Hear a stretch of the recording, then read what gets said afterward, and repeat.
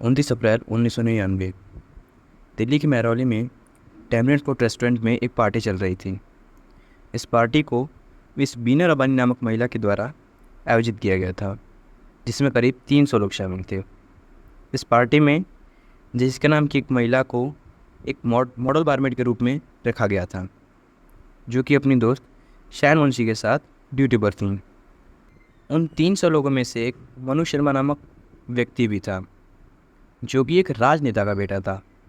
Manu drink लेना चाहता था, इसलिए वह अपने दोस्तों के साथ काउंटर पर पहुंचा, जहां पर उसने जेसिका को देखा। जेसिका से उसने ड्रिंक के लिए डिमांड की, मगर उस समय बार बंद हो चुका था, इसलिए जेसिका ने ड्रिंक देने से मना कर दिया। मनु को ड्रिंक बहुत ही बुरी तरीके से चाहिए थी, जिसके लिए उसने जेसिका को 1000 रुपये देने की पेशकश की, मगर जेसिका ने मना कर दिया। ड्रिंक के ना मिलने पर मनु भड़क गया और गन उसके सर पर तान दी। मनु ने जेसिका को धमकाने के लिए पहली गोली ऊपर चलाई और बाद में मनु ने दूसरी गोली सीधा जेसिका के सर में मार दी। यहाँ पर अब एक महिला की गोली मारकर हत्या कर दी गई थी। कारण सिर्फ इतना ही था कि उसने किसी घमंडी वीवीआईपी बदमाश को शराब देने से मना कर दिया था। मनु और उसके दोस्त घटना के तुरंत बाद ही घटनास्थल से फरार हो गए। इस घटना के बारे में जेसिका की बहन को बताया गया और जेसिका को तुरंत ही हॉस्पिटल ले जाया गया, लेकिन अब शायद काफ़ी देर हो चुकी थी और जेसिका हमारे बीच नहीं रही। मनु शर्मा काफ़ी पहुंची हुई चीज़ थी, जिसके कारण उस पार्टी में मौजूद करीब 300 लोगों में कोई भी आगे बढ़कर गवाह बनने को तैयार नहीं हुआ। मनु शर्मा को पुलिस के द्वारा हिरासत में ले लिया गया और शुरुआत में तो मनु शर्मा ने अपनी हत्या कबूल भी की थी, लेकिन किन्हीं कारणोंवश उसके इस बयान को खारिज कर दिया गया।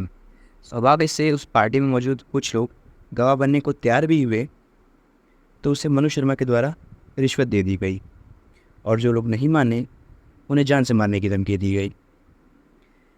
मगर इतना सब होने के बावजूद भी जेसिका की बहन सबरीना ने हिम्मत नहीं हारी और वो अपने बहन के न्याय के लिए लड़ती रही। 3 अगस्त 1999 ये वो दिन था जिस दिन आरोपियों के खिलाफ आरोप पत्र दाखिल किया गया।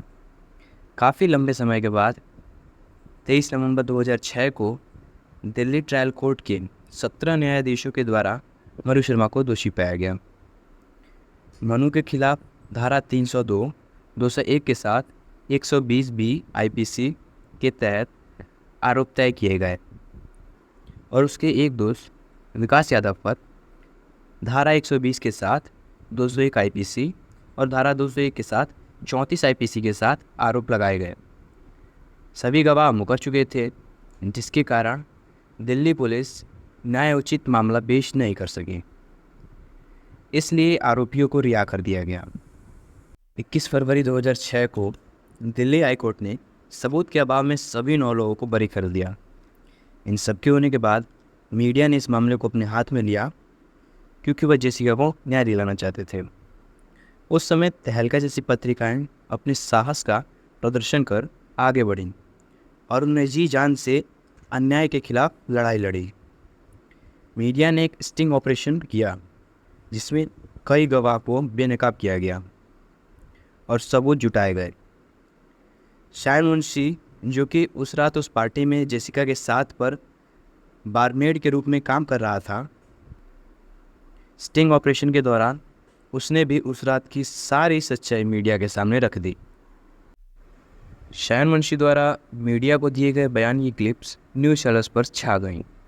कार्रवाई के दौरान उसने अदालत में ये बताया कि वो हिंदी भाषा नहीं बोल सकता और साथ ही वो ये भी नहीं जानता कि उस रात को गोली किसने चलाई थी, लेकिन चल रहे स्टिंग ऑपरेशन के दौरान कुछ और ही बातें मालूम चलीं।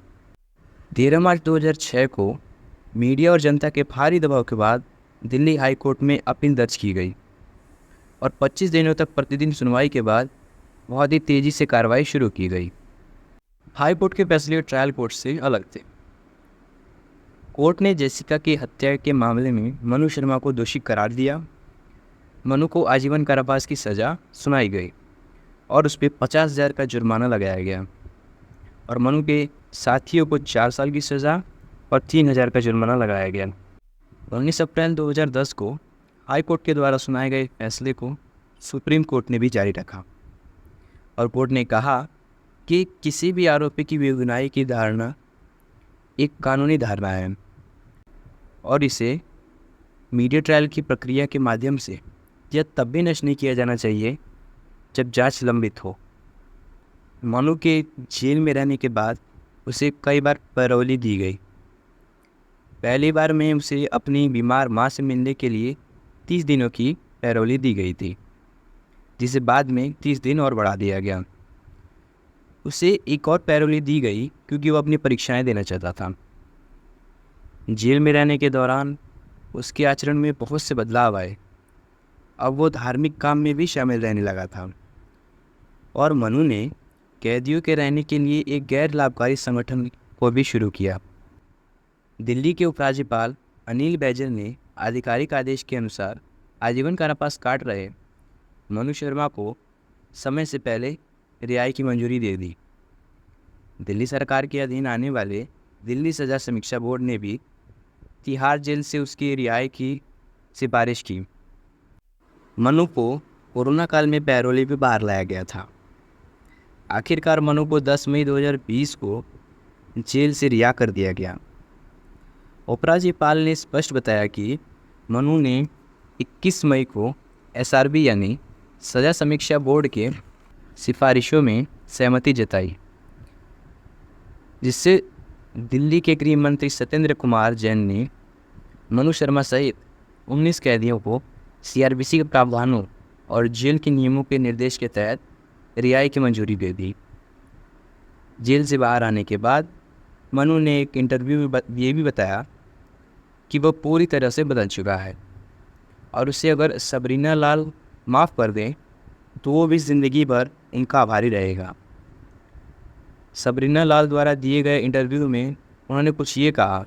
So for me it was like I don't mind if he's out or he's in or whatever's happening to him, because I feel he spent 15 years in jail. He served his term, and from reports that I get that he's doing a lot of good work in jail, helping a lot of people financially, legally or whatever.